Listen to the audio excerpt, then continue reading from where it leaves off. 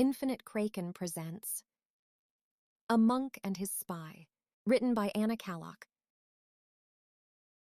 Transparency Notice. In an era where the use of AI often goes unmentioned, the author values creative integrity. While the core narrative and characters are original, this work was shaped with the assistance of artificial intelligence. Audio production powered by 11 Labs.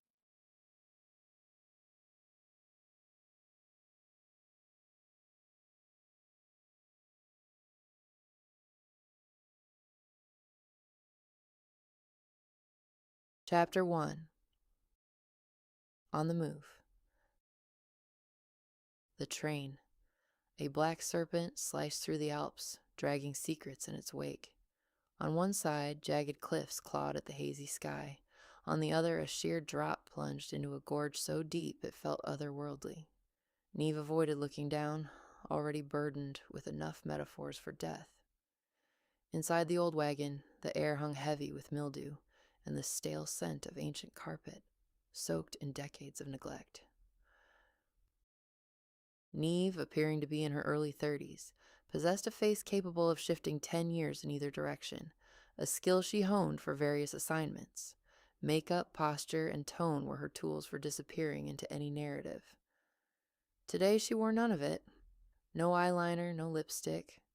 A baseball cap was pulled low, concealing her dark, rust-colored hair, and an exhausted grace radiated a clear, "Leave me alone" message in multiple languages. Her deep blue eyes were shadowed, her skin pale under the flickering train lights. She blended in as a tired commuter, which technically was the point. She adhered to his instruction to lay low even if she resented every word. Leaning against the window, Neve's gaze was fixed on the shimmering, jagged horizon. For the first time in 3 years, she wasn't watching her back. The absence of danger felt unnerving, like an unscratchable itch. She wasn't admiring the view. She was counting the minutes. She shifted her gaze to her reflection, tracing the tired lines that went beyond mere lack of sleep. Her body ached like an overused weapon, sheathed for too long. Every movement felt contradictory, too heavy for caution, too light for grounding. Her skin buzzed as if anticipating a gunshot that never came. Even seated, relaxation eluded her. Across from her sat the director, clad in a stiff gray coat that seemed plucked from another century. The face beneath the low brim was a study in deliberate contradiction, cheekbones like carved marble, eyes that could transition from velvet to scalpels without changing hue. In one slice of light, the director appeared masculine, squared shoulders, an uncompromising jaw. In the next, the curve of the neck and fine-boned hands made the masculine impression vanish. Even the voice, when it emerged, hovered in the narrow no-man's land between contralto and baritone, refusing to declare allegiance. It was an androgyny that compelled witnesses to invent different memories for certainty. Yet none of these details answered the unspoken question that invariably arose when the director entered a room. Who had they been before the legend solidified? Neve had once glimpsed an outdated personnel photo, the same predatory gaze, a different name, softer lines. Out of habit, she still defaulted to calling the director him in her mind. Reflexes drilled by midnight briefings died slower than bullets. Over the years, the director had shed more than aliases, folding past selves into the shadows with the same skill as any covert operative. No one in the agency dared comment. To do so would shatter the utility of ambiguity. And if the director's pronouns shifted depending on the speaker's courage, that too was merely another instrument in a repertoire of misdirection. But to Neve, the figure opposite her was more dangerous than a cliché. He was the one who had found her years ago, a half-feral teenager, more anger than future, living in shelters and by picking pockets she didn't own. Her mother, a bitter ghost of a woman fueled by too much liquor and not enough love, had abandoned her long before Neve understood what motherly love entailed.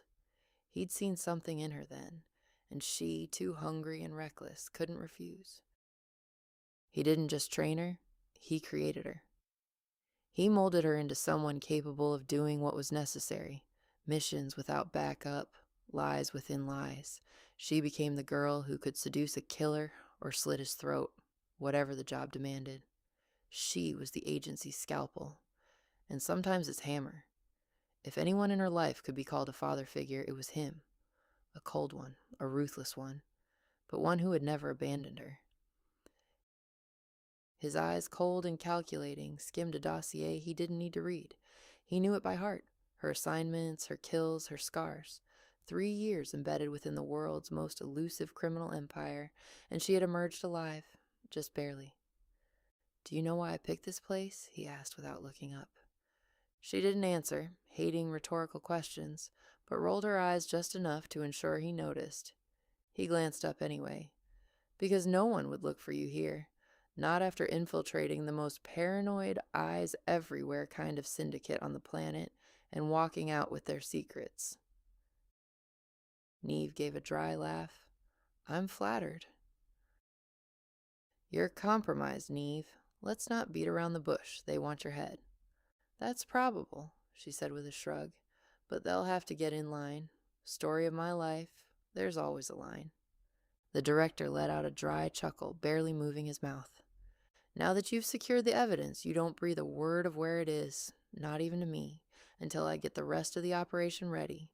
Acting too soon only tips our hand. Let things settle. Let the heat die down. Then we move. That file burns the minute it's out in the open. Safer that way, for both of us." The extraction had been dangerously close. One more delay, one more wrong face in the hallway, and she would have left in a body bag with complimentary zip ties. Her mission was to uncover the true power behind the Morvan clan, a task that had her playing the part of a tipsy tourist at a glittering gala aboard the Siren's Call, the newest jewel in the Morvan fleet. She had spent hours hoping to catch a glimpse of the elusive heir, but only Cordelia, the clan's grand matriarch, a woman Neve privately referred to as the Bingo Queen, was in attendance. The moniker wasn't a jab at the woman's age, but a recognition of a hauteur so sharp and refined it could slice champagne stems from their bases. Eventually, Neve allowed herself to be more or less gracefully escorted back to her cabin by obliging staff. As her target was nowhere to be seen, she decided to go see if she could find some information in the matriarch's room. Neve moved like a shadow, scaling the ship's exterior rail and crossing 3 stateroom balconies before slipping into the matriarch's lavish suite. The ship's rhythmic hum was a counterpoint to her racing pulse as she found the woman deep in slumber. On the nightstand, a crossword book. Always the same copy caught Neve's eye. What she had once dismissed as an old person's pastime, she now, without hesitation, took it along. Bolting her cabin door, Neve found refuge in the ocean's rhythmic lull. She opened the crossword book, initially finding nothing unusual. "Way to steal some useless things, Neve," she thought. But then it all became clear. Line by line, a chilling narrative unfolded. A Black Ops ledger meticulously detailing shell charities, funneling covert cash to clandestine operations. It outlined budgets for shadowy coups in unstable regions, and listed high-ranking politicians whose loyalties were bought and paid for, essentially on retainer. The Morvan clan's widely publicized chain of command, a carefully constructed facade, was nothing more than a fairy tale, all hidden within the crossword puzzles. Neve, even if she couldn't decipher all of it, knew deep down that everything she needed was in there. The Morvan clan ran its sprawling, illicit empire from a small, highly effective fleet of luxury cruise ships. To the countless tourists who booked passage, these vessels were floating paradises, offering opulent spas, gourmet dining, and the gentle melodies of piano bars. However, below deck, a far more sinister operation unfolded. Hidden compartments and cargo holds facilitated the discreet transfer of containers laden with weapons, illicit drugs, and expertly forged documents. These transactions occurred under the cloak of night, at remote ports of calls where international jurisdiction blurred, creating a perfect legal gray area for their illicit activities. Allegedly, one of the ships carried a retired nuclear warhead, a terrifying relic of the Cold War, wired to detonate if the ship was ever boarded by hostile forces. This served as their ultimate insurance policy against raids, a chilling deterrent that no one dared to test. Profits from their vast criminal enterprise were laundered through a sophisticated network of clean-looking shell charities and front companies, making it nearly impossible to trace the origin of the funds. The Klan maintained its impunity by keeping key officials well paid, or if necessary, well afraid. The unspoken threat of the warhead, combined with their extensive network of influence and intimidation, ensured that no one truly wanted to test how serious that bomb threat was. And so the ships kept sailing, their dark cargo moving unhindered, and the Morvan clan's money remained untouchable, flowing freely through the veins of their global empire. When the escape window cracked open, she barely had time to think, let alone smuggle out something that dangerous, so she stashed it, somewhere between survival instinct and half-formed strategy. No one could chase you for what you didn't have on you. 48 hours, 2 forged passports, and a night flight later, she was on this Alpine train nursing the illusion of safety. The silence returned, brittle and weighted. The train rocked gently, dust motes lazily swirling in the slanting light. They'll look in cities, ports, borders, not in a monastery perched above the tree line, surrounded by silence and ice. He paused. Otto will watch over you. He's an old friend. Neve snorted. You have friends in monasteries now.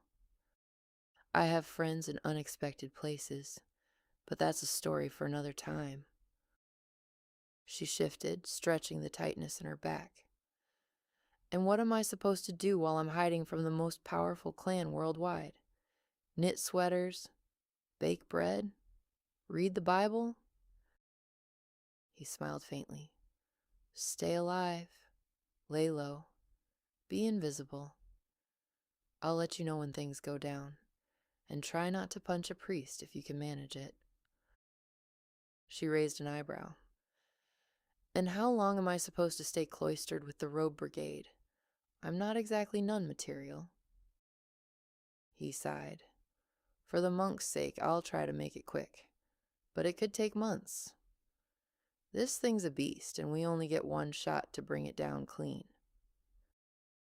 The director had handed her a hiking backpack, simple but top tier. You'll need this, he'd said. No explanation, no flair. Inside were hiking essentials tailored to her size. Enough protein bars to choke a goat. And a handgun discreetly zipped between 2 moisture-wicking tees. It was the kind of bag you packed when you weren't planning to come back. Not a gift, a warning.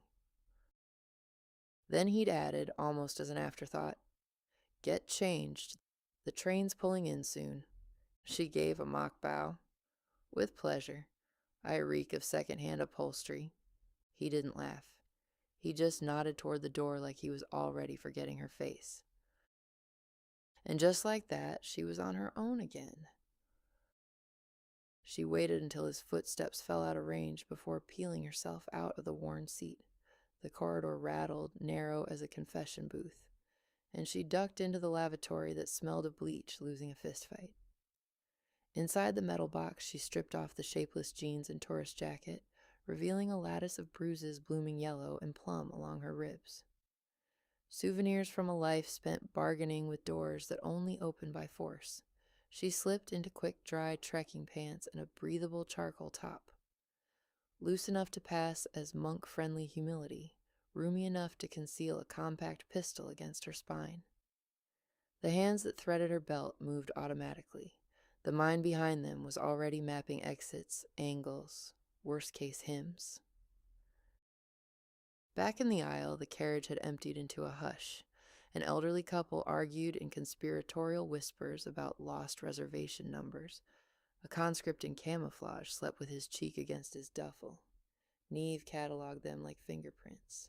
The woman's trembling left hand, the soldier's cracked boots, the way a man in a tailored coat kept folding and unfolding a newspaper he never read. None of them mattered, but someone once told her complacency was the first bullet. She let the lesson hum under her skin. The train began its final ascent on rails that screeched like dissenting choir boys. Outside, a summer storm brewed, low clouds bruising the horizon, warm rain misting sideways. The little station ahead looked as if it had been carved out of penitence, timber beams weathered and sun-bleached, a single bulb casting jaundiced light over the platform. Somewhere in the dark a bell clanged, more warning than welcome. The conductor's voice crackled overhead, mispronouncing the name of the stop so badly it sounded like a dare.